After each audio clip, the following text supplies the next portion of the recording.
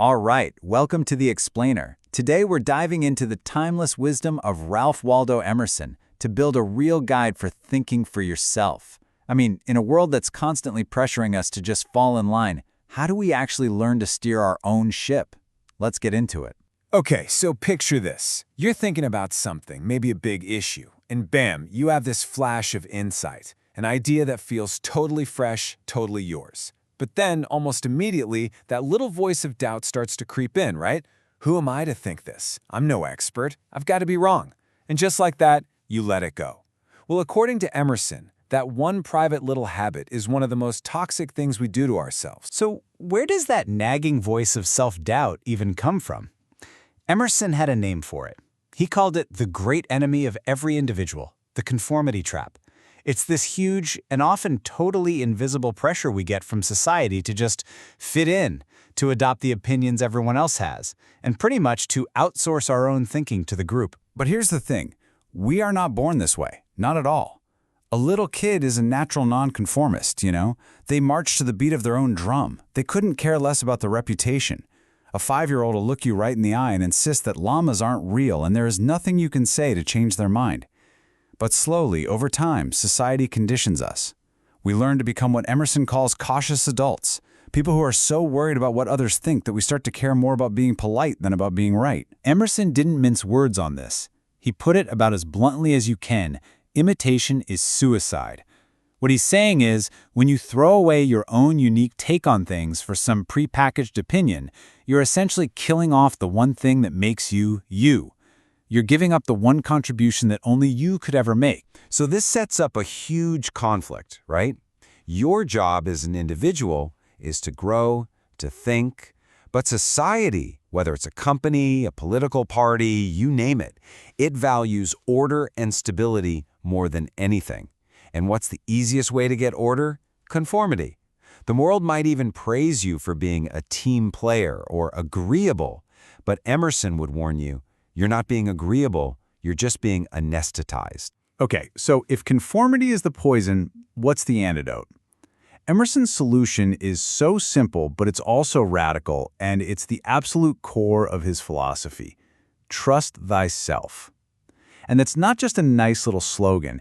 It's the central pillar of his most famous work, the essay Self-Reliance. Now, trusting yourself doesn't mean you just ignore the world. Emerson was all for learning. He'd say, read all the books, listen to the experts, get all the facts you possibly can. But, and this is a huge but, he draws a very sharp line. The moment a source stops giving you information and starts telling you how you should feel about that information, it's not education anymore. It's become indoctrination. But it isn't just outside pressures we have to fight. There's an enemy inside our own heads, too. Emerson had a great term for it, a foolish consistency.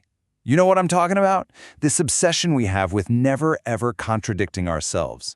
We feel like we have to defend every opinion we've ever had, terrified of changing our minds because we think it'll make us look weak. This is probably his most famous line, and for good reason. Emerson is arguing that this need for perfect, unchanging consistency isn't a sign of a strong mind. It's the mark of a little one. Truly brilliant minds are not afraid to learn, to grow, and to completely contradict something they used to believe. To really get this, Emerson uses this amazing sailing analogy. Imagine you're trying to sail a ship directly into the wind.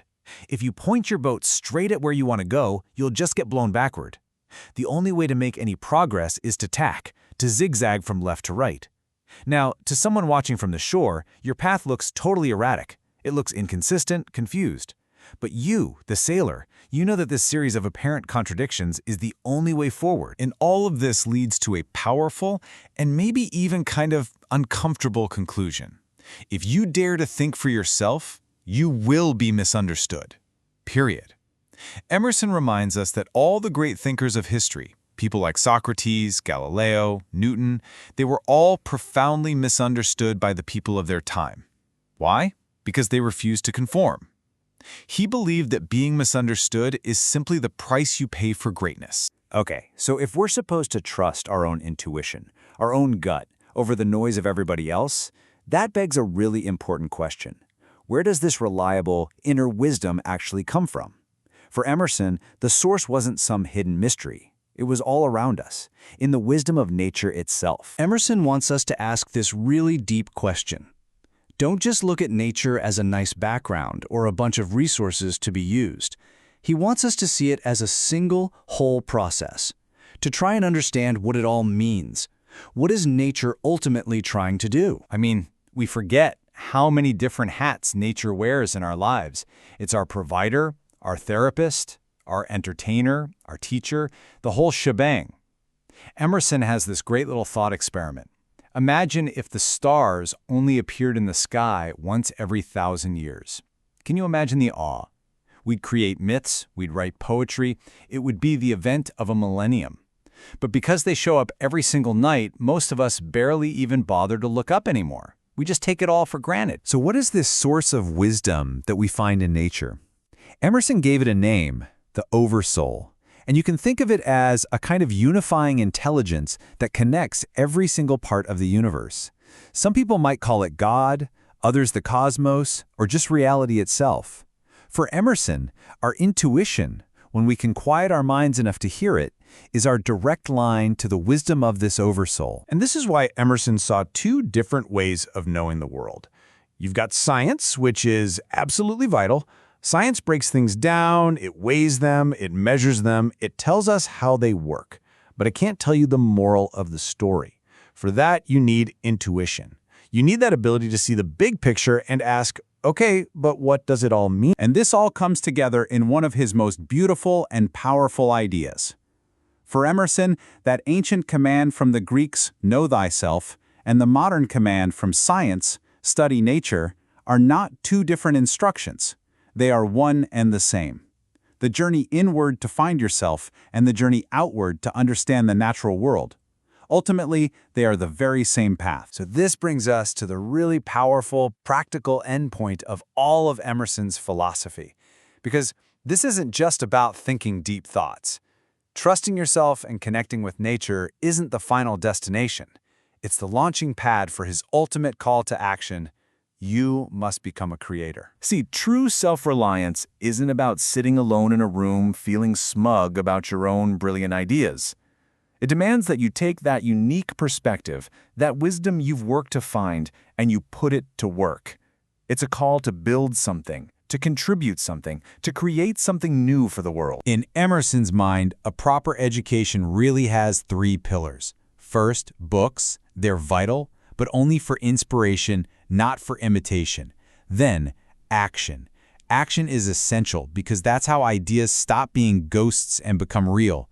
But the biggest piece of the pie, the most important part, is nature, the primary source of all wisdom. Without that action piece, all the learning in the world is just a lifelong excuse for not getting started. Think about that classic retirement dream, right? To travel the world and see all the great sights, to basically consume the culture that other people have already created. Emerson throws a huge challenge right at that idea. He says, instead of spending all your time and energy marveling at what past generations built, why not create something that will contribute to the culture of the future? And this, right here, is Emerson's ultimate promise. The line between an ordinary person and a great person isn't some innate genius or a divine appointment, it's courage. The great figures of history are often just the first ones who had the courage to say out loud what lots of other people were already thinking privately. And so we end with the challenge that Emerson leaves for every single one of us.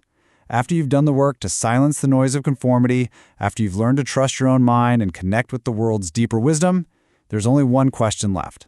What is the unique truth that only you can see? And will you have the courage to speak it?